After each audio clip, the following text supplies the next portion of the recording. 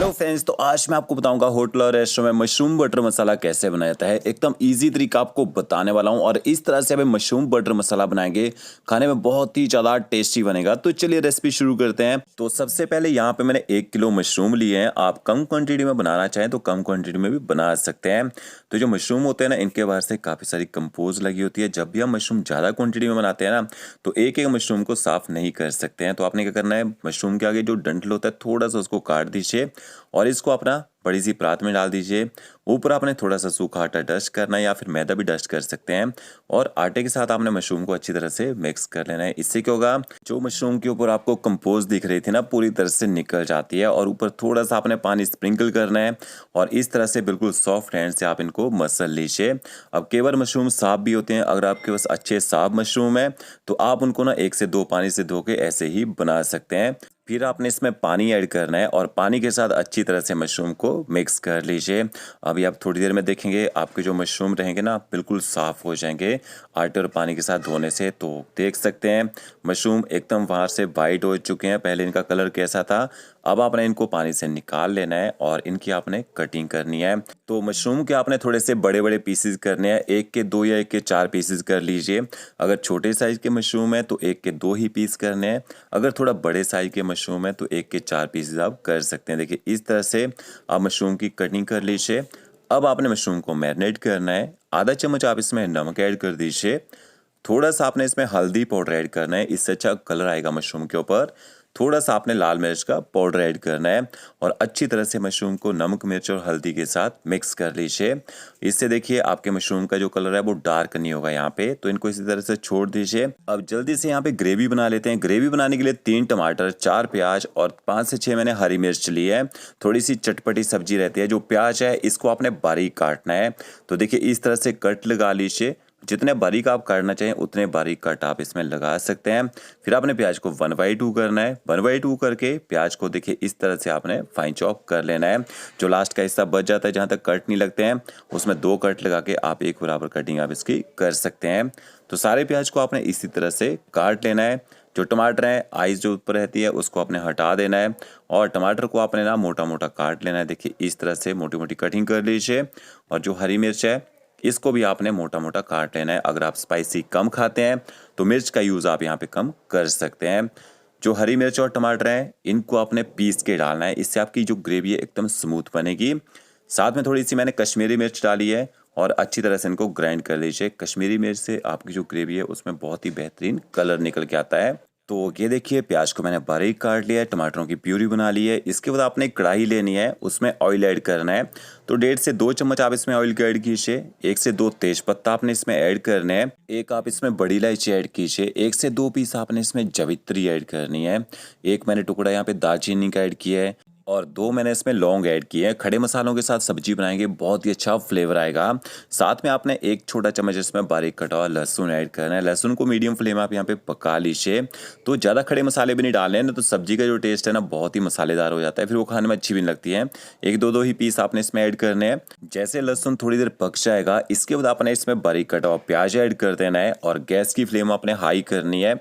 High flame में अपने प्याज को तब तक पकाना है जब तक प्याज का कलर यहाँ पे लाइट गोल्डन ब्राउन होना शुरू ना हो जाए। तो ये देखिए प्याज का कलर यहाँ पे लाइट गोल्डन ब्राउन हो चुका है। गैस की फ्लेम आप कम कर दीजिए। 1 चम्मच आपने अदरक लहसुन का पेस्ट ऐड करना है और अदरक लहसुन के पेस्ट को भी प्याज के साथ अच्छी तरह से पका लेना है, ताकि अदरक लहसुन के पेस्ट का जो कच्चा टेस्ट है ना वो खत्म हो जाए। तो देखिए अच्छा कलर आ चुका है प्याज में। अब आपने इसमें आधा चम्मच हल्दी पाउडर ऐड करना है और 1 चम्मच आपने इसमें कश्मीरी मिर्च पाउडर ऐड करना है। इससे सब्जी में एक अच्छा कलर आएगा। एकदम लो फ्लेम में 20 से 30 सेकंड तक आपने मसालों को पका लेना है। ज़्यादा देर नहीं पकाना है, नहीं तो मसाले ना जल जाते हैं। फिर आपने इसमें पिसे हुए टमाटर ऐड कर देने हैं और टमाटरों के साथ में आधा चम्मच आप इसमें नमक ऐड कर दीजिए। अब आपने गैस की फ्लेम ना हाई करनी है और हाई फ्लेम में आपने टमाटरों को अच्छी तरह से पका लेना है, ताकि इनका कच्चा और खट्टा टेस्ट हो वो खत्म हो जाए। साथ में मसाले ऐड कर देते हैं। 2 से 3 मिनट के बाद 1 चम्मच आपने धनिया पाउडर ऐड करना है। थोड़ा सा जीरा पाउडर ऐड करेंगे, कच्चा जीरा पाउडर का यहाँ पे मैंने यूज़ किया है। थोड़ी सी आपने इसमें रोज की कसूरी मेथी ऐड करनी है और इन मसालों को भी अच्छे से मिक्स कर लीजिए। जब तक टमाटर पकेंगे आपके जो मसाले अच्छी तरह से सॉफ्ट हो जाएंगे। तो ये देखिए मसाला मैंने अच्छी तरह से पका लिया है। 12 से 15 आपने काजू लेने हैं, इनको आधा घंटा पहले गर्म पानी में भिगो के रख देना है ताकि ये सॉफ्ट हो जाए। इसके बाद आपने काजू को ना थोड़ा सा पानी डाल के ग्राइंड कर लेना है, एकदम फाइन इनका पेस्ट बना लेना है। हम लोग होटल और रेस्टोरेंट में ना वाइट ग्रेवी काजू और मगज की बना के तैयार करते हैं। आप काजू के पेस्ट से ही वो टेस्ट ला सकते हैं घर में जो आप खाना बनाएंगे। तो ये देखिए काजू को मैंने अच्छी तरह से पीस लिया है। अगर आप काजू नहीं खाते हैं, 12 से 15 बादाम भिगो के रख दीजिए, उनका छिलका निकाल के उनका पेस्ट भी बना सकते हैं ग्रेवी बढ़ाने के लिए। तो काजू का पेस्ट देखिए मैंने डाल दिया है। अब गैस की फ्लेम आपने हाई करनी है और हाई फ्लेम में ना 1.5 से 2 मिनट तक काजू के पेस्ट को भी पका लेना है ताकि काजू का जो अपना टेस्ट है ना वो खत्म हो जाए। तो देखिए काजू के पेस्ट को मैंने पका लिया है और ग्रेवी का जो कलर है ना पकने के बाद वो भी चेंज हो चुका है। इसके बाद आपने इसमें पानी ऐड करना है। जब आपकी ग्रेवी अच्छे से पक जाती है फिर आप इसमें पानी ऐड कर सकते हैं। तो 1 से 1.5 कप ही आपने इसमें पानी का ऐड करना है और पानी डालने के बाद देखिए ग्रेवी में बॉईल आ चुका है। तो ये आपकी जो बटर मसाला की जो ग्रेवी है तैयार हो चुकी है। अब इसके बाद आपने इसमें मशरूम ऐड करना है। एक पैन लेना है, थोड़ा सा ऑयल ऐड कीजिएगा, 1 क्यूब आपने इसमें बटर का ऐड करना है और बटर को ना एकदम लो फ्लेम में मेल्ट होने दीजिए। इसका देखिए मशरूम को मैंने मैरिनेट करके रखा था, कितना सारा पानी छोड़ा है, इस पानी को आपने निकाल देना है और मशरूम को ना पैन में ऐड कर देना है। बटर के साथ मशरूम को आपने टॉस करना है। बटर के साथ मशरूम को पकाएंगे, बहुत ही ज़बरदस्त टेस्ट आता है। और गैस की फ्लेम आपने ना हाई करनी है जब आप मशरूम को पकाएंगे बटर के साथ में यहाँ पे, क्योंकि मशरूम के अंदर ना काफ़ी सारा पानी रहता है। लो फ्लेम में पकाएंगे ना तो ये पानी छोड़ देते हैं और फिर उस पानी को सुखाने में टाइम ज़्यादा लगता है। थोड़ी सी मैंने ऊपर से ना कसूरी मेथी भी ऐड की है। अच्छी तरह से कसूरी मेथी को भी मिक्स कर लेते हैं। ये देखिए 1 से 1.5 मिनट में आप देखेंगे ना मशरूम पानी छोड़ना शुरू कर देंगे यहाँ पे।